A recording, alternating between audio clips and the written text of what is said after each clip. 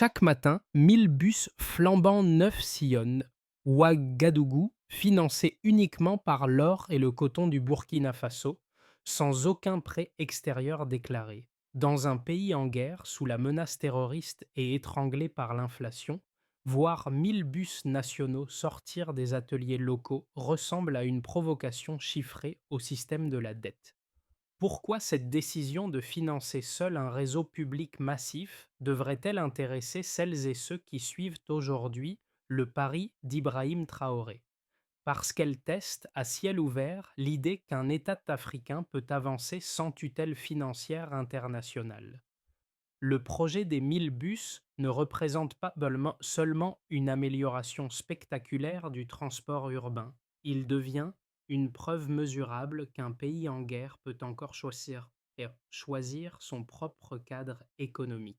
La promesse centrale est simple, offrir une mobilité fiable et abordable tout en préservant la souveraineté financière du Burkina Faso. Une souveraineté définie ici comme gestion interne disciplinée des ressources essentielles. Mais derrière cette ambition se cache un enjeu profond. Si ce modèle fonctionne durablement, il pourrait renverser l'idée selon laquelle les nations africaines ne peuvent se développer qu'en s'appuyant sur des prêts extérieurs. Dans un contexte où l'or et le coton financent directement une infrastructure complète, le risque est réel. Fluctuation des prix, pression internationale, instabilité interne. Pourtant, le pari est lancé, et c'est précisément cette audace qui crée une tension narrative forte. Si la stabilité du système repose uniquement sur des ressources locales limitées, combien de temps ce modèle pourra-t-il résister aux turbulences régionales? Les deux premières données qui renversent immédiatement la perspective sont simples. 1000 bus circulent déjà chaque jour à Ouagadougou et plus de 80 millions de dollars ont été mobilisés sans aucune dette extérieure. Ce double chiffre suffit à montrer qu'un pays classé en zone de guerre peut malgré tout bâtir une infrastructure lourde financée exclusivement par ses propres ressources. Ce mini-révélateur conduit à revisiter le contexte avec un autre regard. Le Burkina Faso évolue dans un environnement où le terrorisme fragilise les routes, où l'inflation limite le pouvoir d'achat et où les institutions financières internationales dictent souvent la cadence des politiques nationales. Pourtant, à contre-courant de ces contraintes structurelles, le pays a décidé de réinjecter directement l'or et le coton dans la construction d'un réseau de transport urbain. Le choix n'est pas anodin. Il signifie que les matières premières, longtemps exportées sans retour visible pour la population, deviennent enfin des leviers internes pour transformer la ville. Ce basculement trouve sa cohérence dans la ligne défendue par Ibrahim Traoré. En positionnant la souveraineté économique comme condition d'un redressement durable, il rompt avec des décennies de dépendance financière où chaque modernisation était adossée à des prêts extérieurs. La logique nouvelle s'appuie sur un principe clair: produire localement, financer localement, employer localement. C'est ainsi que des ateliers de Ouagadougou ont été réaménagés pour assembler les bus, créant au passage des milliers d'emplois directs et indirects, particulièrement pour les jeunes. Pour comprendre l'ampleur du pari, il faut replacer ce projet dans la longue histoire africaine des infrastructures subventionnées par l'étranger. Le Burkina Faso ne prétend pas seulement défier une règle économique, il cherche à redéfinir la manière dont une nation en crise peut mobiliser ses richesses. Le résultat, encore fragile mais concret, ouvre une brèche dans les modèles dominants et annonce une phase où les ressources nationales deviennent la première pierre d'un développement autonome. Pour saisir les effets réels du projet, il faut suivre celles et ceux qui vivent de la transformation au quotidien. Les premiers indices apparaissent dans les ateliers réaménagés de Ouagadougou où des centaines d'ouvriers, formés en urgence, ont découvert un métier qu'ils n'auraient jamais imaginé exercer. La mécanique, la peinture industrielle, la maintenance des modules électroniques. Autant de compétences qui jusqu'ici restaient hors de portée pour une partie de la jeunesse urbaine. Leurs témoignages donnent chair à un projet que beaucoup percevaient comme abstrait. Pour illustrer cela est celui d'un jeune mécanicien de quartier qui, après quelques semaines de formation, a rejoint une équipe chargée du montage des bus. Autrefois cantonné à réparer des motos usées, il participe désormais à l'assemblage de véhicules neufs destinés à circuler sur les grands axes de la capitale. Pour lui, cette bascule n'a pas seulement augmenté son revenu, elle a redéfini son rapport à son propre pays, lui donnant l'impression de contribuer à une œuvre collective concrète. Un autre exemple montre que se trouve dans un quartier périphérique où une mère de famille, vendeuse ambulante, a vu ses trajets quotidiens réduits de moitié grâce aux nouvelles lignes. Là où elle perdait plusieurs heures par jour dans des déplacements imprévisibles, elle peut désormais rejoindre les marchés plus rapidement et multiplier ses ventes. Cette amélioration immédiate montre ce que le projet change réellement. L'efficacité du transport devient une ressource économique supplémentaire pour les ménages. Au-delà de ces exemples, une même logique revient. La mobilité crée de la valeur dès qu'elle devient fiable. Chaque gain de temps, chaque atelier local remis en route, chaque emploi formé suggère une dynamique qui dépasse la simple circulation des bus. Tout commence par une décision politique qui paraît presque irréelle dans le contexte du pays. Pas de prêt international, pas de partenaire financier extérieur, pas d'accord caché avec une puissance étrangère. Le Burkina Faso annonce publiquement qu'il financera seul un réseau de 1000 bus modernes, au cœur même d'une guerre interne et d'une instabilité persistante. Ce choix agit comme un déclencheur brutal, un point de rupture dans un paysage longtemps façonné par la dépendance économique. Dans les semaines qui suivent, l'appareil d'État se met en mouvement. Les réserves d'or sont réaffectées. Les recettes du coton sont réorientées. Les dépenses non prioritaires sont gelées. Une gestion stricte s'impose pour éviter toute dérive budgétaire. Les équipes techniques réalisent alors qu'il est possible de réunir les fonds nécessaires sans faire appel aux créanciers internationaux. La surprise est réelle, l'argent était là, mais rarement mobilisé à cette échelle pour un projet public. Cette prise de conscience devient le premier jalon de l'événement. Arrive ensuite le moment décisif. La réorganisation des ateliers de Ouagadougou. Les hangars sont vidés, nettoyés, transformés. Les chaînes de montage se mettent en place. Les premières équipes sont formées.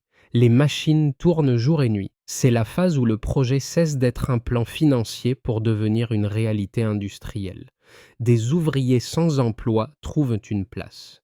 Des jeunes sans perspective apprennent d'un métier. Le tissu industriel local renaît sous leurs yeux. La capitale change de rythme. Les bruits des ateliers remplacent peu à peu le silence d'une économie ralentie par les conflits. La tension monte quand les premiers bus sortent des chaînes. Leur arrivée suscite un mélange d'étonnement et de doute. Comment un pays en guerre peut-il produire une flotte moderne en si peu de temps? Comment des ateliers locaux parviennent-ils à assembler des véhicules robustes alors que tout manque? Stabilité, argent, matériel. Les critiques s'élèvent, les sceptiques évoquent une opération de communication. D'autres avancent dans l'argument de l'épuisement prévisible des ressources. Pourtant, les bus sortent, un par un, puis par dizaines, puis par centaines. La dynamique devient incontournable. Le point culminant intervient au moment où les 1000 bus sont officiellement mis en circulation. Les rues de Ouagadougou changent de visage. Le trafic se fluidifie. Les horaires deviennent prévisibles. Les écoles sont accessibles. Les hôpitaux aussi. Les travailleurs arrivent à l'heure. Les quartiers périphériques se reconnectent au centre. La ville retrouve une cohérence. Ibrahim Traoré apparaît alors comme l'architecte d'un pari politique devenu concret. Son choix de rompre avec les schémas habituels, prend forme sous les yeux des citoyens. Puis vient la phase de retombée. Le pays observe les premiers effets du système, une baisse notable des coûts de transport, une réduction mesurée des temps de trajet, une augmentation visible des activités commerciales dans la capitale. Les bénéfices industriels se diffusent dans l'économie. Les ateliers restent actifs pour la maintenance. Les emplois se stabilisent. Un cercle vertueux commence à se dessiner malgré les tensions persistantes. Rien n'est garanti, rien n'est simple, mais le mouvement est lancé. Cette série d'événements montre que le projet ne repose ni sur un miracle ni sur un hasard.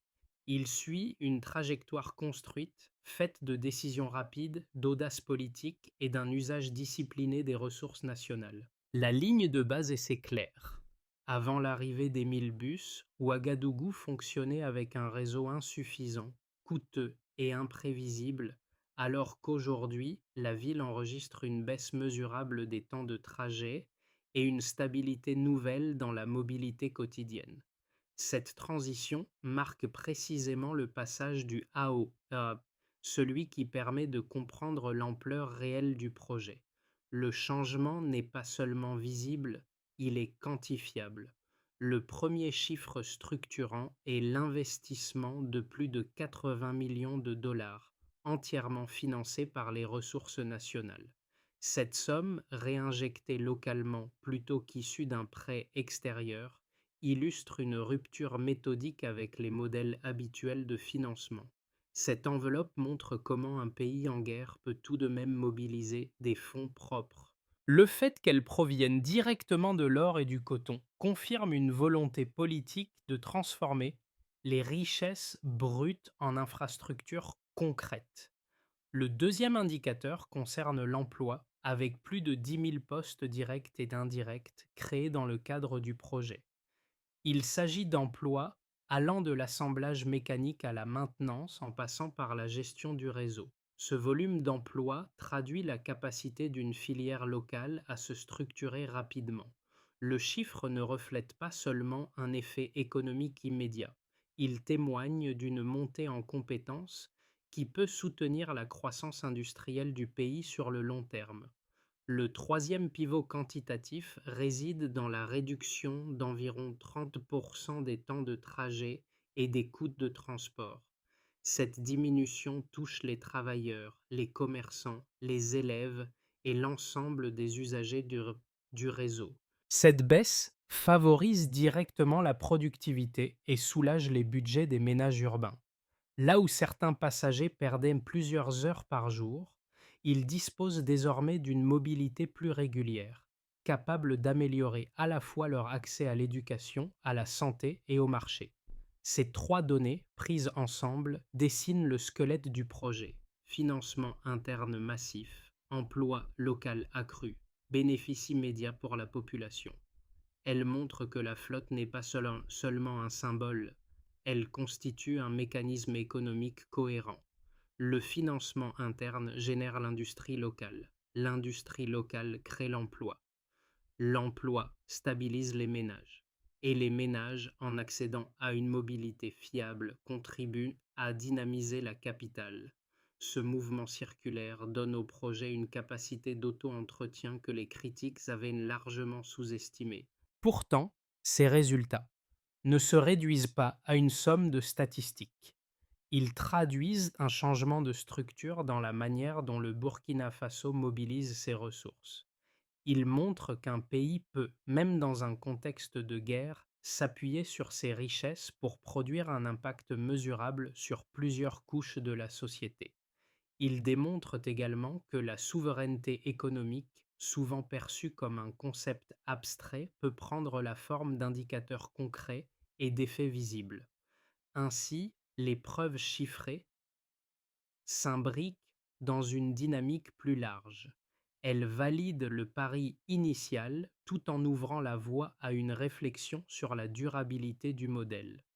L'essentiel n'est pas seulement de constater la transformation, mais d'observer comment ces données structurent désormais la trajectoire économique du pays.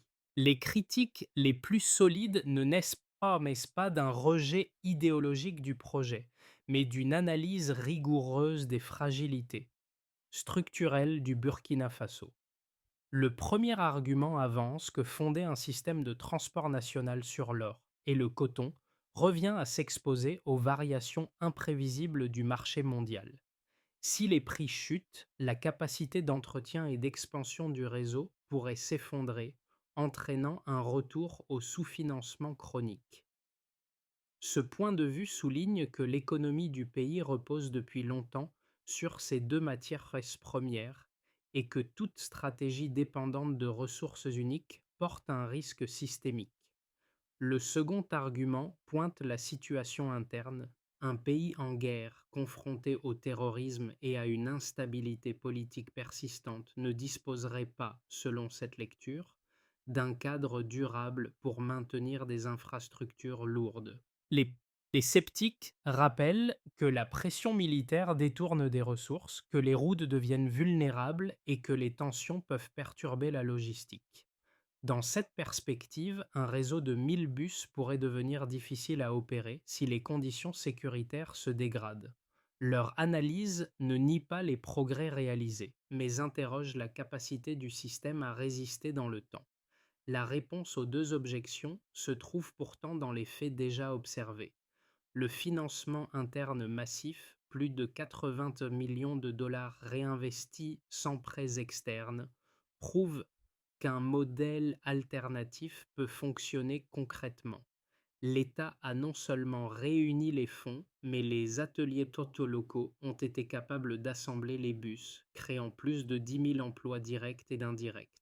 Cette structuration rapide montre qu'une filière industrielle locale peut émerger même dans un contexte instable. Quant à la dépendance aux matières premières, elle est réelle, mais le projet démontre que ces ressources peuvent être utilisées comme leviers immédiats plutôt que comme garantie pour des dettes futures. Les premiers résultats: baisse de 30% des temps de trajet, amélioration de l'accès aux services essentiels, regain d'activité économique, indiquent que le système génère déjà un retour tangible pour la population. Ainsi, les critiques soulèvent des risques valides, mais les faits montrent un modèle qui, malgré ses limites, produit des effets mesurables et structurants.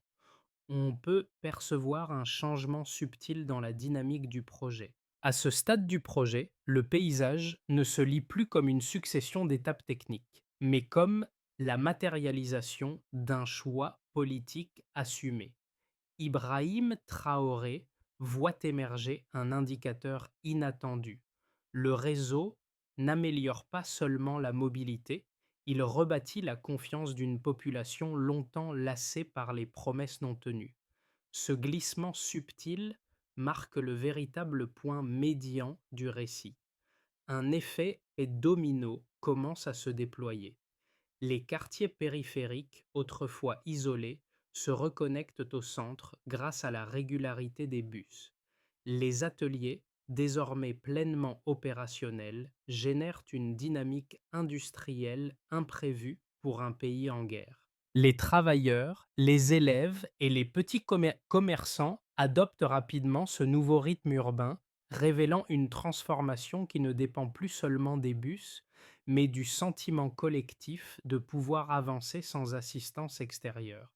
C'est ce changement d'échelle qui reconfigure la lecture du projet. On ne parle plus d'un système de transport, mais d'un socle économique autour duquel la capitale réorganise ses liens, ses emplois et ses déplacements. L'impact devient circulaire, presque auto-entretenu, et c'est précisément cette autonomie émergente qui redéfinit l'ambition annoncée au départ. Les premières répercussions se mesurent chez les habitants ordinaires. Pour les familles des quartiers périphériques, la réduction d'environ 30% des temps de trajet change profondément l'organisation quotidienne. Les élèves arrivent plus tôt à l'école, les patients se rendent aux hôpitaux sans redouter l'imprévisibilité des déplacements, et les travailleurs gagnent une stabilité nouvelle dans leurs horaires. Cette fluidité transforme le rapport à la ville. Ouagadougou cesse d'être un obstacle logistique pour redevenir un espace accessible. Les petites entreprises ressentent également un basculement. Les commerçants ambulants, qui perdaient des heures dans des trajets irréguliers, profitent désormais d'une mobilité plus fiable pour multiplier les points de vente. Les ateliers locaux, déjà mobilisés pour l'assemblage des bus, bénéficient d'un regain d'activité grâce aux besoins croissants en maintenance et en réparation. Cette dynamique économique crée un environnement où les initiatives individuelles trouvent un terrain plus fertile. Les coûts de transport réduits permettent aux petites structures de réinvestir davantage dans leurs stocks ou leurs équipements. L'impact sur l'État est tout aussi significatif. La mise en circulation des 1000 bus valide aux yeux des institutions locales, la stratégie choisie par Ibrahim Traoré, financer en interne, produire localement et rendre visible chaque franc investi. L'augmentation de plus de 10 000 emplois directs et indirects renforce la légitimité de ce pari. Le gouvernement observe également une meilleure circulation de l'économie urbaine, avec une hausse mesurable de l'activité autour des marchés, des écoles et des pôles administratifs. Cette vitalité nouvelle permet d'entrevoir un modèle où les recettes locales peuvent donc soutenir durablement les infrastructures essentielles. Les effets débordent même au-delà des frontières nationales. Dans la région du Sahel, marquée par l'instabilité et la dépendance chronique aux prêts extérieurs, l'expérience burkinabé attire l'attention des pays voisins. L'idée qu'un État peut financer une infrastructure majeure sans dette extérieure remet en question certaines certitudes imposées depuis des décennies. Pour plusieurs observateurs africains, le cas du Burkina Faso devient un laboratoire révélateur d'une souveraineté économique possible. Le modèle, même imparfait, nourrit un débat continental sur l'usage des ressources naturelles, sur la transparence budgétaire et sur la capacité à bâtir des systèmes publics autonomes. Ce faisceau d'effets montre que le projet dépasse largement les bus eux-mêmes. Il redessine la relation entre l'État, les citoyens et l'économie. Il propose une autre manière de concevoir la valeur des ressources nationales, non plus comme garantie pour la dette, mais comme moteur direct d'un développement visible. Et surtout, il ouvre un espace où la politique économique d'Ibrahim Traoré devient une référence pour ceux qui cherchent des alternatives au modèle dominant. Dans une perspective générale, repose sur la continuité des tendances observées aujourd'hui.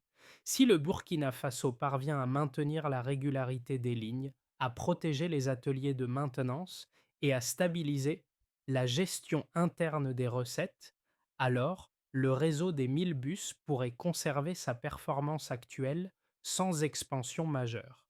Les habitants continueraient à bénéficier de la diminution des coûts et des temps de trajet, tandis que les petites entreprises profiteraient d'une mobilité plus fiable. Dans ce cadre, l'État renforcerait progressivement ses capacités administratives à gérer une infrastructure de transport sans dépendance extérieure. Ce scénario n'est pas spectaculaire, mais il consolide les acquis. Dans une vision plus favorable, s'appuie sur un enchaînement favorable de facteurs. Si les revenus issus de l'or et du coton se maintiennent et que la discipline budgétaire reste intacte, alors les autorités pourraient envisager d'étendre le modèle à d'autres villes du pays. Une dynamique régionale pourrait émerger, notamment si les pays voisins s'intéressent aux méthodes de financement interne utilisées. Un tel mouvement créerait une traction politique nouvelle capable de stimuler d'autres secteurs comme l'éducation ou la santé.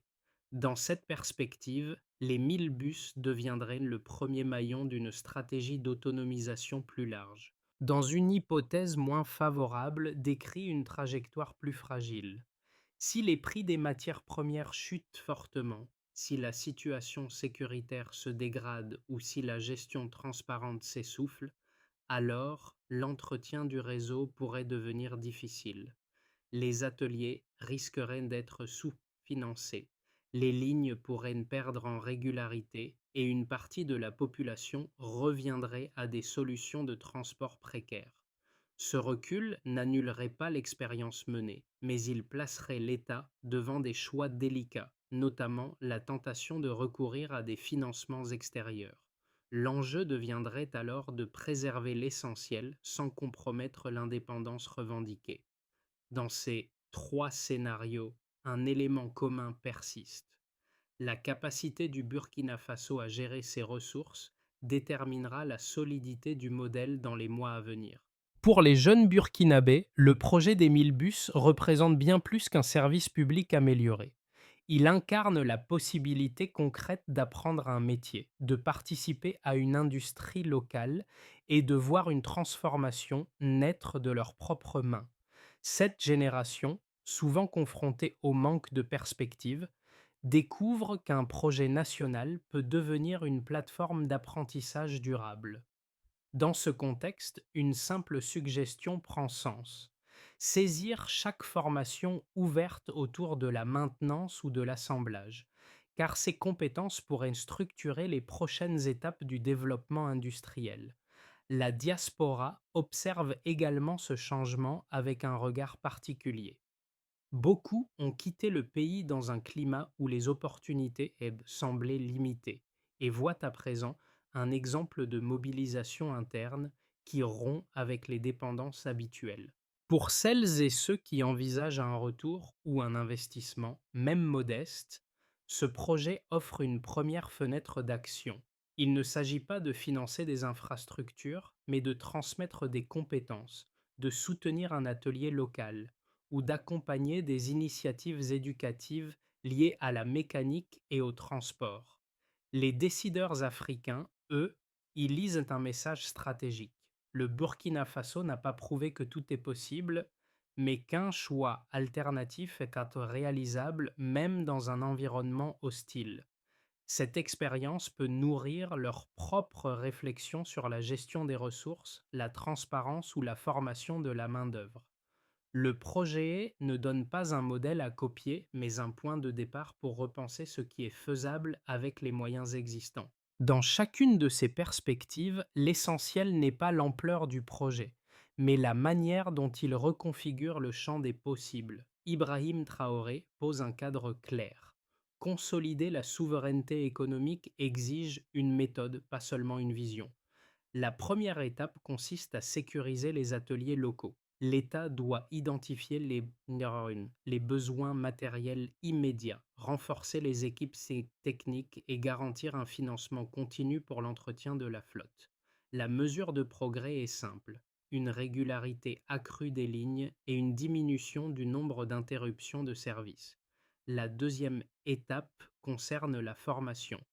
Les centres de compétences doivent élargir leurs programmes et accueillir davantage de jeunes, en particulier ceux issus des quartiers périphériques.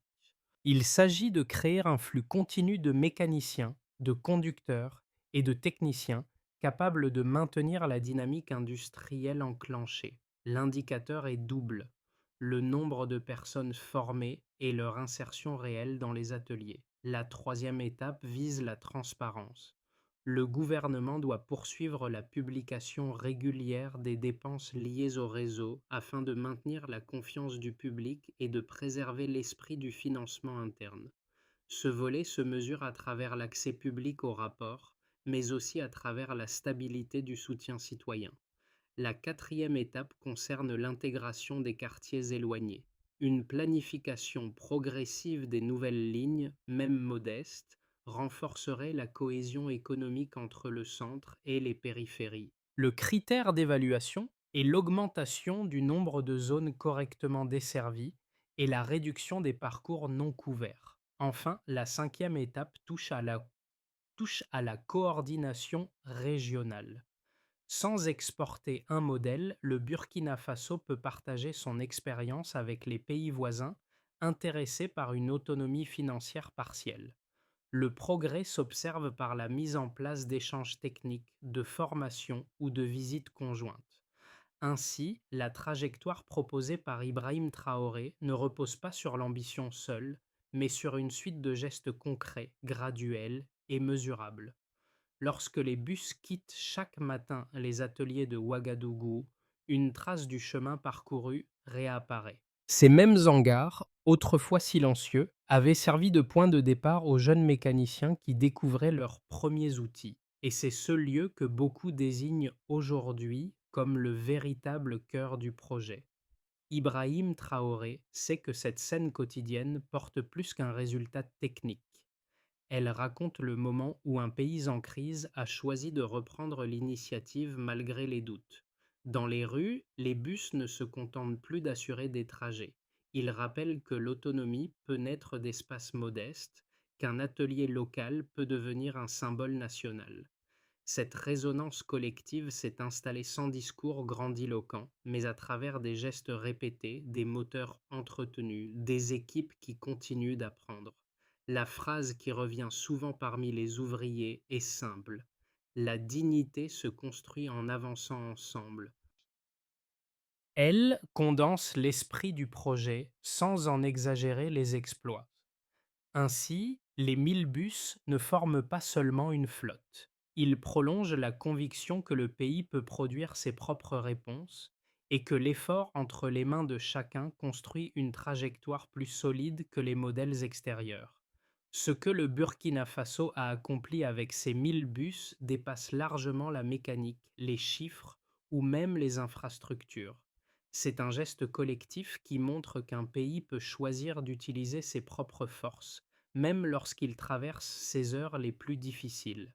Cette idée, portée par des ouvriers, des familles, des étudiants et des artisans, résonne aujourd'hui bien au-delà des frontières nationales. L'histoire continue de circuler dans les rues d'Ouagadougou, à travers les ateliers qui tournent encore et les lignes qui relient chaque jour les quartiers. Chacun peut y voir un rappel que la souveraineté n'est pas un slogan, mais un processus vivant, nourri par des décisions concrètes et des efforts partagés. Si cette trajectoire vous inspire, vous pouvez simplement en parler autour de vous, partager ce récit, encourager le débat ou soutenir les initiatives qui valorisent les ressources locales. Les transformations durables commencent souvent par de petites conversations, de petites convictions, de petites actions.